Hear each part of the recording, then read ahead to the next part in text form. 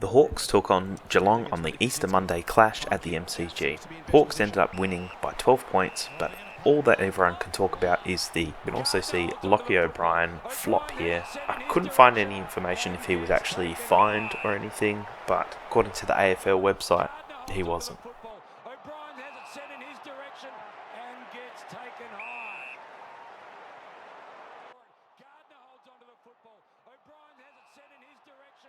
Lion star Joe Daniher was charged with staging by the AFL's match review officer after appearing to milk a free on the Thursday night game last year. He was fined $1,000. Daniher came under fire from footy fans and experts after falling to his knees inside 50 during the second term. He kicked the goal after this. Daniher is reported to earn $830,000 a year plus performance bonuses. Do you really think someone whose gross income is slightly under $16,000 a week, do you think he cares about a $1,000 fine for kicking a goal, which in the end he probably still got paid more for his performance bonus? Tell me how that works, AFL. And who can forget Papley's hilarious dive against Brandon Maynard when he just completely jumped out in the air and he got the free kick.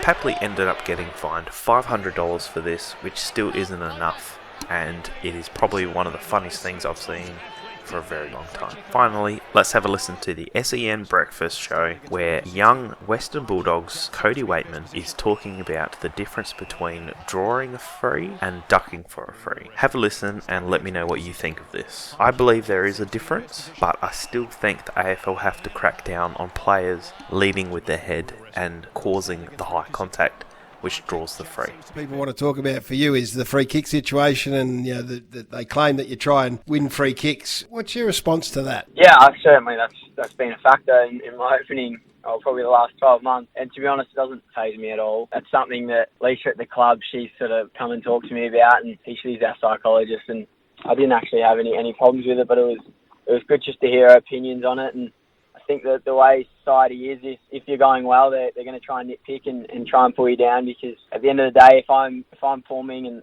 and doing well for the Western Bulldogs, that's certainly threatening other teams' chances of beating us. So I think, unfortunately, that is our tall poppy syndrome in Australia, and that's just how that is. But I'm very comfortable to continue doing what I'm doing, and I don't think it's going to affect my game.